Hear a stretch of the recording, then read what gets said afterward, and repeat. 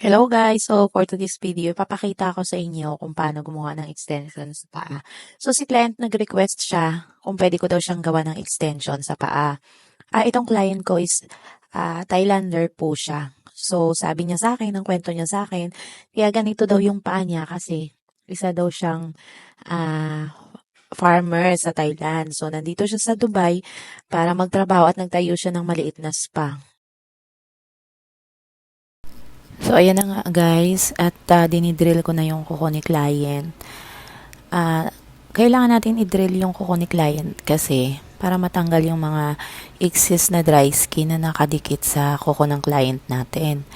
So, kailangan tanggalin natin yon, i-rough natin yung kuko ni client para pag naglagay tayo ng extension, hindi siya basta-basta matatanggal.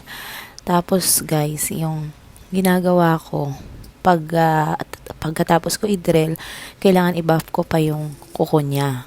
Kailangan i-rough mo talaga yung kuko bago mo siya i-dehydrate.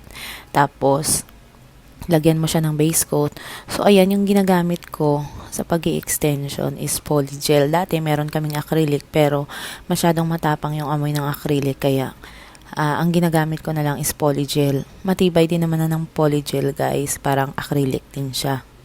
So, ang ginagawa ko dyan, nilalagyan ko kalahati muna ng kuko.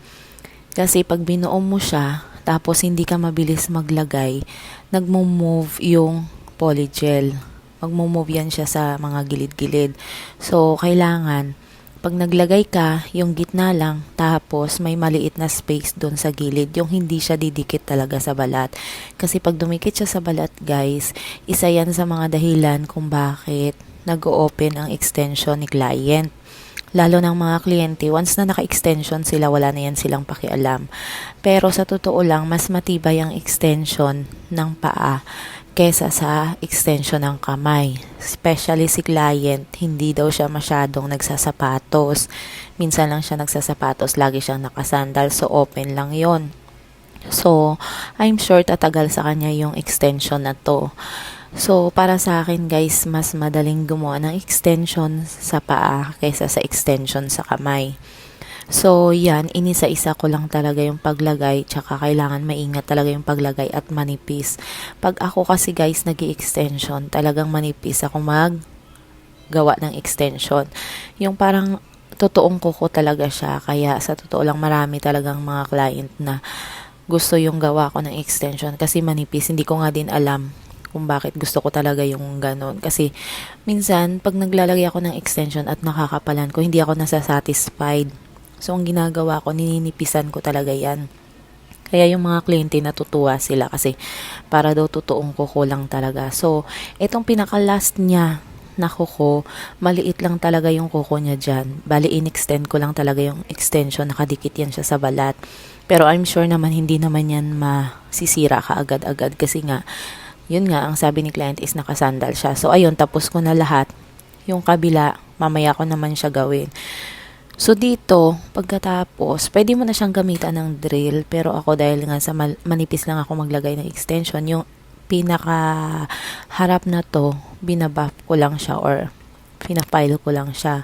Mamaya, yung mga gilid-gilid doon, yung malapit sa may balat, ang gagamitin ko dyan is drill na para panipisan ko siya sa pinakagilid.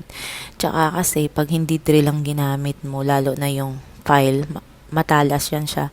Hindi maiwasan minsan na masugatan si client. So, pati ako nasugatan din ako dyan kasi natusok ako ng pusher ko. Kaya tinalian ko na lang yung kamay ko. So, ayun, tiyagaan lang sa pagpa-file. Tapos, kailangan i-drill mo siya dun sa mga gilid para matanggal yung mga excess kasi hindi maiwasan na minsan pag naggawa ka may mga excess talaga.